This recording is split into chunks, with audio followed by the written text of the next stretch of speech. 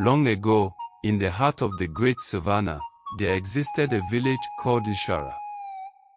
This village was blessed with a river so pure that it was said to hold the wisdom of the ancestors.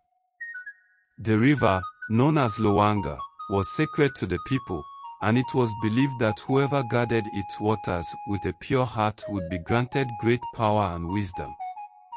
In Nshara, there lived a young woman named Zivana. She was not a warrior, nor was she born of noble blood, yet her heart was filled with courage.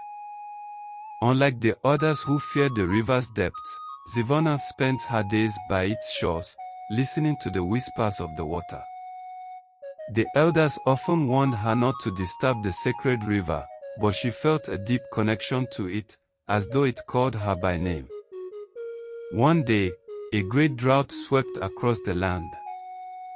The once thriving crops withered, and the river Luwanga began to recede.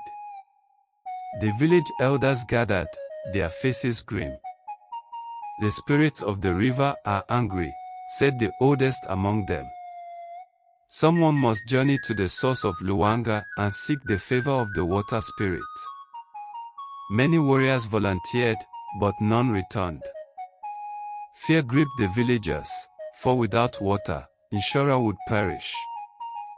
Seeing the despair of her people, Zivana stepped forward. "Let me go," she said. The elders scoffed. "You are but a young woman with no training in battle. What can you do?" "The river has spoken to me since I was a child," she replied. "Let me try." Left with no other choice, the elders reluctantly agreed. Armed only with a clay pot to carry water and a small woven shawl given by her mother, Zivana set off on her journey. She traveled for days, through sun-scorched plains and treacherous ravines. On the third night, she reached the foot of the forbidden mountain, where the source of Luwanga was said to be hidden. There, she encountered an old woman sitting by the path. "What do you seek, child?" the woman asked. "I seek the water spirit, to beg for my people's salvation," Zivana answered. The old woman smiled, revealing teeth as white as pearls. "The path ahead is filled with trials. If your heart is not pure, you will not succeed." "I am ready," Zivana declared. The old woman handed her a wooden staff. "This will guide you. But remember, the spirit does not answer to words, it answers to truth." With gratitude, Zivana continued her journey. She climbed higher and higher, until she reached a cavern where water dripped from the rocks like liquid silver. As she stepped inside, the air grew heavy, and a voice echoed around her. "Who dares disturb the sacred waters?" Zivana knelt. "I am Zivana of Nshara.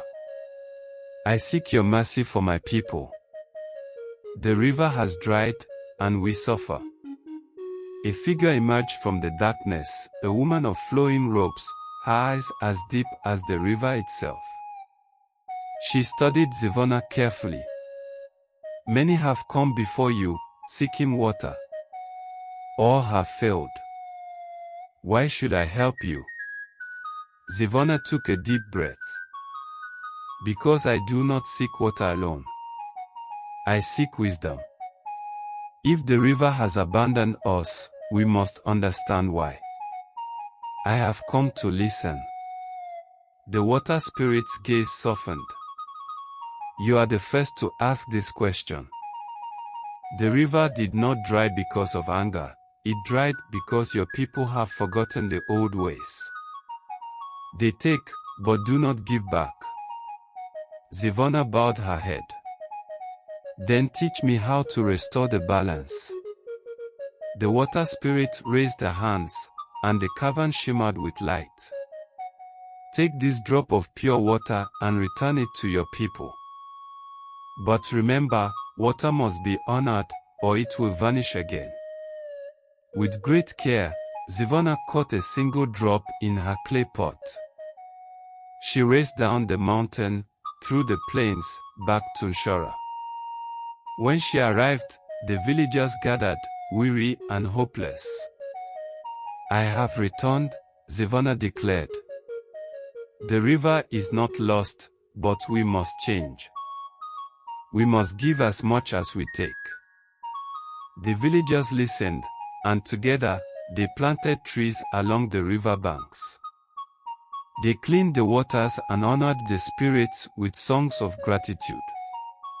As the first seedling took root, the heavens opened, and rain poured down upon the land. Luwanga flowed once more, richer and purer than before.